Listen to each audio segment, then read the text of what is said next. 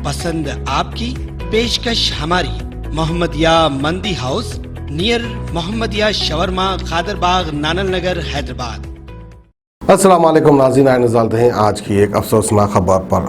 कल सारा दिन न्यूज़ चैनल्स, सैटेलाइट चैनल्स, यहाँ तक कि सोशल मीडिया पर इसी बात को लेकर चर्चे हो रहे थे कि विपिन रावत की मौत कैसे हुई, यह हादसा कैसे पेश आया।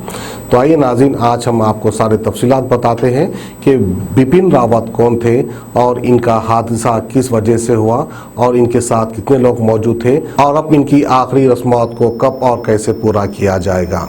जी नाज़रीन, आइए बढ़ते हैं आज की खबर की ओर। आज की हमारी खुसूसी खबर है विपिन रावत को लेकर।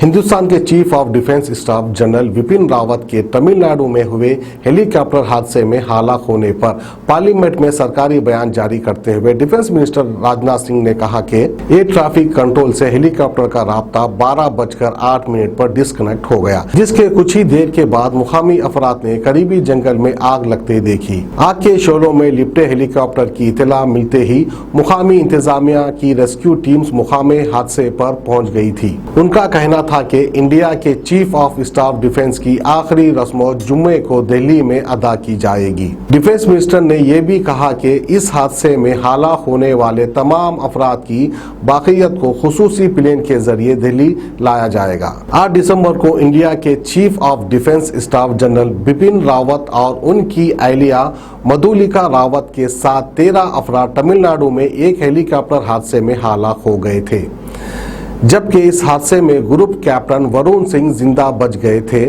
और शरीर जख्मी हालत में ज़ेर इलाज है। दूसरी जानिब उत्तराखंड हुकूमत ने जनरल रावत की मौत पर 3 रोज़ा सरकारी शोक का ऐलान किया है। जनरल रावत का ताल्लुक उत्तराखंड से है और वो वहीं पैदा हुए थे। इंडियन एयरफोर्स का कहना है कि इस हादसे की तहकीकात का हुक्म दिया गया है। जनरल रावत को मुल्क की आर्मी के चीफ के ओहदे से रिटायरमेंट के बाद 1 जनवरी 2020 को मुल्क का पहला चीफ ऑफ डिफेंस स्टाफ मुकर्रर किया गया था। तो आए नाज़रीन, हम आपको बताते चले कि चीफ ऑफ डिफेंस किसे कहते हैं। नाज़रीन, आपकी इत्तला के लिए हम ये बता रहे हैं कि नेवी का चीफ एक हुआ करता था, वहीं पर जो है एयरफोर्स का चीफ एक हुआ करता था और आर्मी का चीफ एक हुआ करता था। ये सभी चीफ जो है सीधा डिफेंस मिनिस्टर को रिपोर्ट करना था। लेकिन 2020 में बीजेपी ने एक नया कानून बनाते हुए इन सबके ऊपर एक चीफ मुकर्रर किया गया था, यानी नेवी हो या आर्मी हो या तो फिर एयरफोर्स हो, इन सभी चीफों को जो है विपिन रावत को रिपोर्ट करना था, जो कि 2020 में विपिन रावत को चीफ ऑफ डिफेंस बनाया गया था। अब आइए नाज़रीन, जानते हैं विपिन रावत कौन थे। जनरल बिपिन रावत 16 मार्च 1958 को उत्तराखंड में पैदा हुए थे। उन्हें एक सख्त सिपाही और एक काबिल कमांडर के तौर पर जाना जाता था।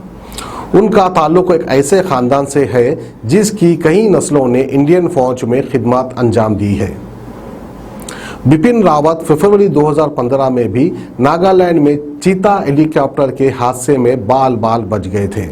नेशनल डिफेंस एकेडमी और इंडियन मिलिट्री एकेडमी के साबिक तालिब इल्म रह चुके रावत ने दिसंबर 1978 में इंडियन आर्मी की 11 गोरखा राइफल्स की 5वीं बटालियन में शामिल हुए थे। 2015 में म्यांमार में नागालैंड से जुड़े मिलिटेंट्स के खिलाफ सरहद पार ऑपरेशन का सहरा जनरल बिपिन रावत के सर बांधा जाता है। दिसंबर 2016 में एक मुतनाज़िया कदम के तहत हुकूमत ने उन्हें 2 सीनियर लेफ्टिनेंट जनरल्स पर तरजीह देते हुए मुल्क का 27वां चीफ ऑफ आर्मी स्टाफ मुकर्रर किया था।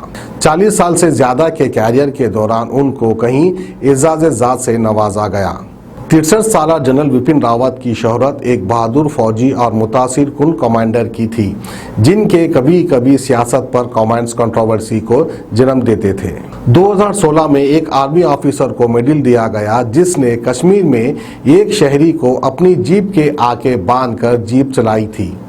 जनरल रावत ने इस आर्मी ऑफिसर की इस हरकत को जायज करार दिया था। उन्होंने एक मर्तबा आसाम में all India United democratic front party की मकबूलियत को कौमी सलामती के लिए खतरा करार दिया था, जिसके बाद माइनॉरिटी लीडर्स ने उन पर बीजेपी की जबान इस्तेमाल करने का इल्जाम लगाया था। तो ये थी कहानी बिपिन रावत की, जो हम सब के बीच नहीं रहे। उनके कुछ ऐसे कारनामे थे जो हमेशा याद रखे जाएंगे, जैसा कि कश्मीरी शहरी को जो है एक फौजी ने जीप के सामने बांधकर घुमाया था।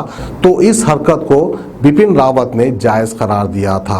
वहीं पर आसाम में एक मुस्लिम सियासी पार्टी बन रही थी, उस मुस्लिम पार्टी को जो है बिपिन रावत ने कौमी खतरा करार दिया था।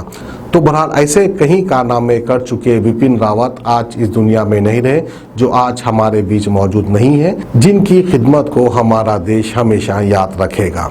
तो ये थी हमारी आज की खुसूसी खबर बिपिन रावत को लेकर। हमें दीजिए इजाजत, खुदा हाफिज। जर्मन 10 हॉस्पिटल ऑर्थोपेडिक से मुताल्लिक हर मरीज यहाँ शिफायाब। इनाम याफ्ता doctor Mir Jawad Zar Khan, senior orthopaedic surgeon, advance operation theatre, ICU, digital x-ray, laboratory, physiotherapy, pharmacy, sharing और प्राइवेट रूम्स, लेडी डॉक्टर्स और डॉक्टर अर्जुमन सुल्ताना गैनकोलॉजिस्ट की खिदमत हासिल। वाजबी फीस और मुकम्मल सहूलियात से हजारों मुतमईन। एम्बुलेंस से आरास्ता German 10 orthopaedic hospital, pillar number 150, Attapur, Hyderabad.